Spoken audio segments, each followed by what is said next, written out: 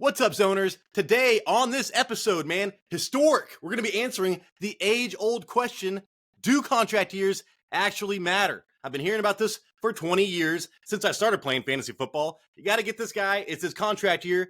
I've never seen any evidence proving that it helps or it hurts a player if he is in his contract year.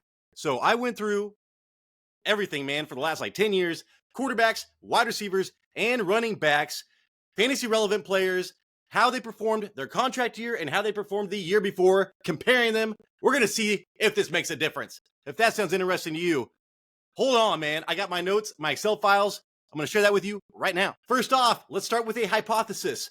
Before I did any research, logically thinking, I thought that quarterbacks would not do any worse or any better depending on contract year because there are too many variables in their game. Scheme, wide receivers dropping goddamn balls, dude. The offensive line. And then running backs, I was thinking, hey, man, that is a position they know they need to get paid, man. They've got a short career. All they are depending on is their offensive line. But I'm just thinking about the will, man, the will to not be tackled. If I could see a position being helped or hurt for contract years, I would think it would be running backs.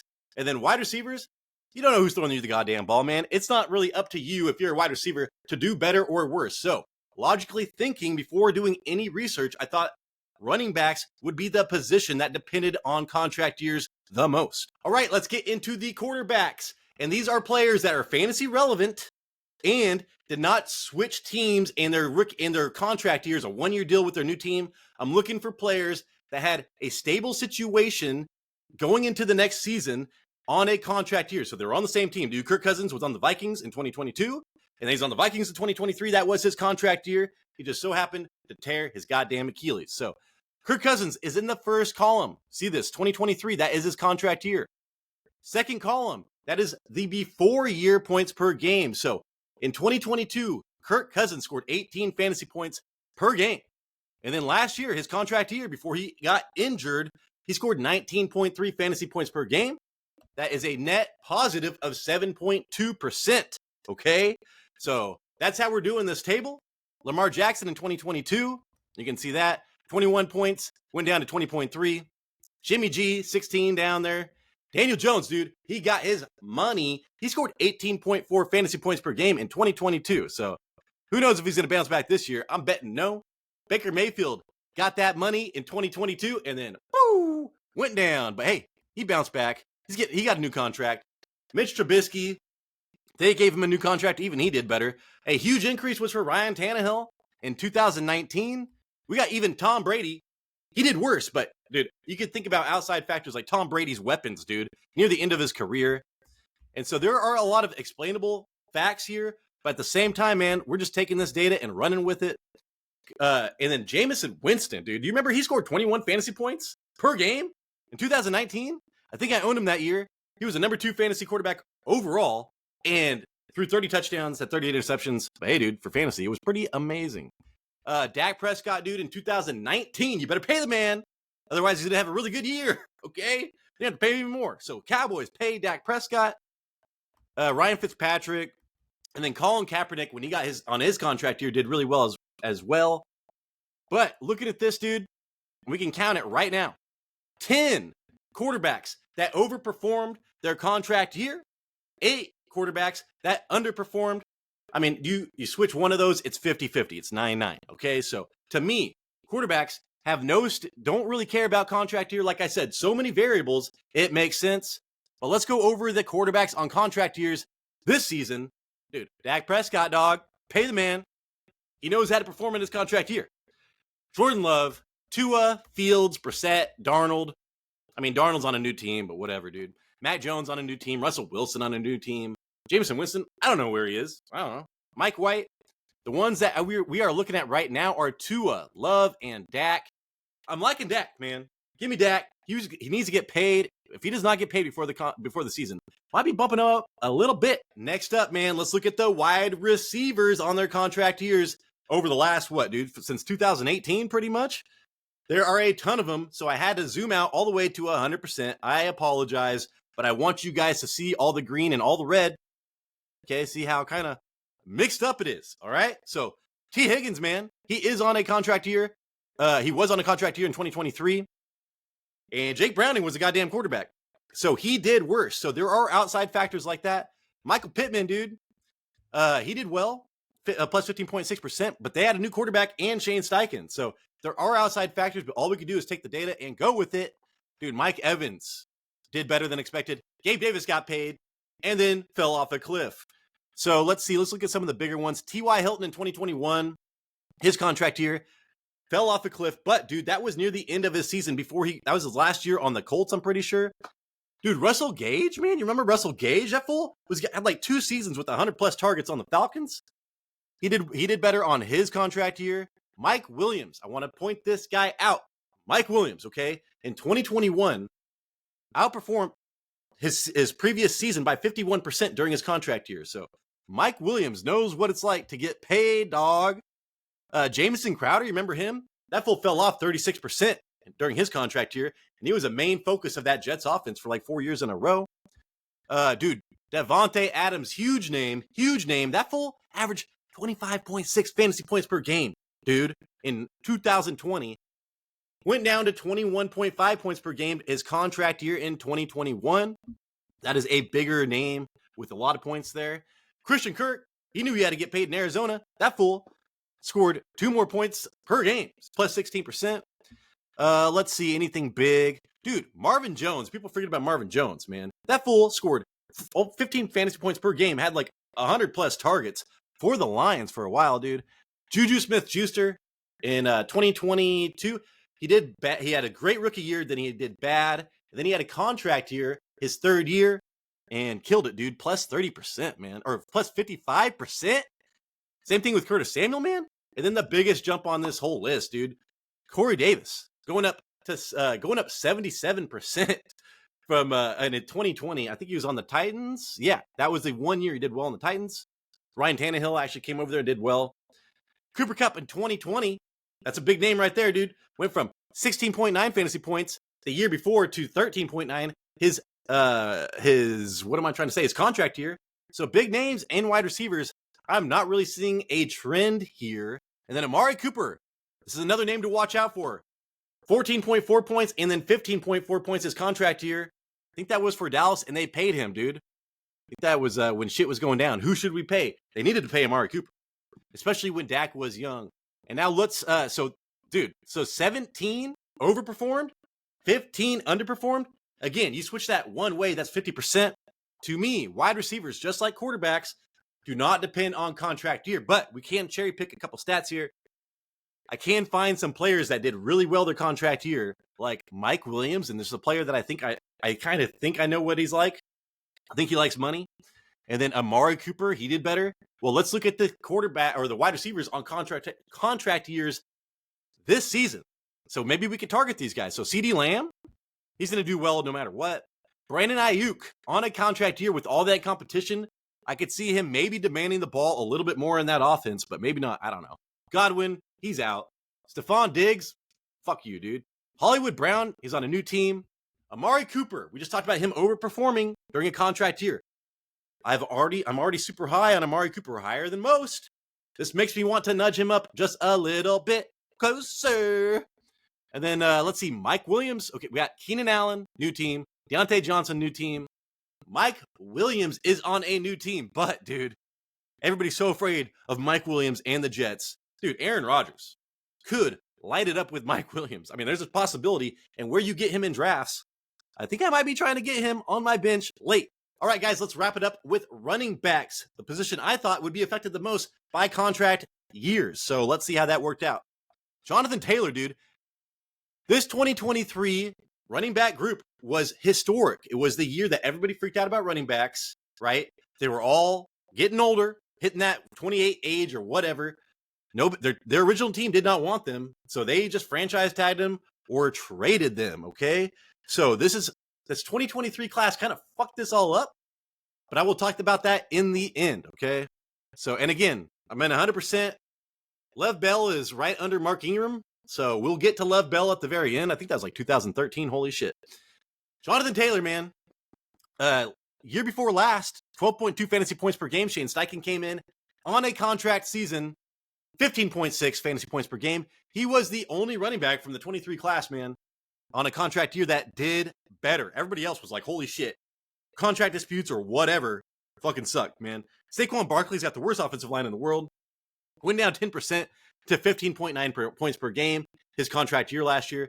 Dude, Derrick Henry got Tyjae Spears and lost so much opportunity. But still, dude, fantasy point per game wise, went down almost 25%. So that was a huge hit to Derrick Henry. Then Austin Eckler, dude, he should have done so much better, but he got injured. But before that, dude, every single rushing metric, he fell off a cliff. Okay, so that was a 28-year-old, whatever, dude. That was like his last year of being productive before his contract year. He had almost 22 fantasy points per game, dude. Went down to 13.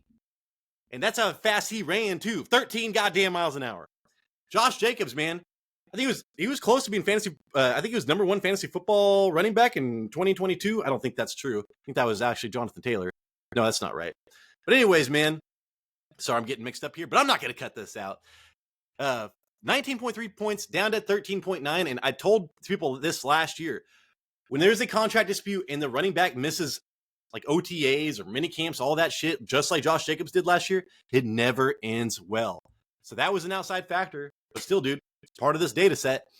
Tony Pollard, 15.6 points per game 2 years ago in 2022 with Ezekiel Elliott on that team and not much opportunity. Then he's like, hey, dude, you get a new contract, or you're going to get a new contract. You're the man. And he's like, I can't handle this shit. 13 points per game. And he was terrible, man. He did not pass that eye test. But he was coming off a broken leg, like I said, dude. So I told you not to draft him. Joe Mixon, man. Pretty much the same, but still negative. And then Antonio Gibson. We had high hopes for him. Maybe in that crazy-ass offense with Eric Bieniemy and Sam Howell. But no, dude. Went from 11 points down to 8. That's a negative 28%. So that's the 23 class. There was one dude that did well, and 1, 2, 3, 4, 5, 6, 7 that did not. So that just fucked all this up. We'll talk about that in a minute. And here we go, dude. Pollard in 22. Okay. He did well. He bumped it up 44%. That's when he like exploded and was getting those dude, 80-yard touchdowns, screens. He was really benefiting from the touchdowns that season. And then, hey, dude, Saquon Barkley in 2022 went from 10 to 17. Holy shit. He jumped up there.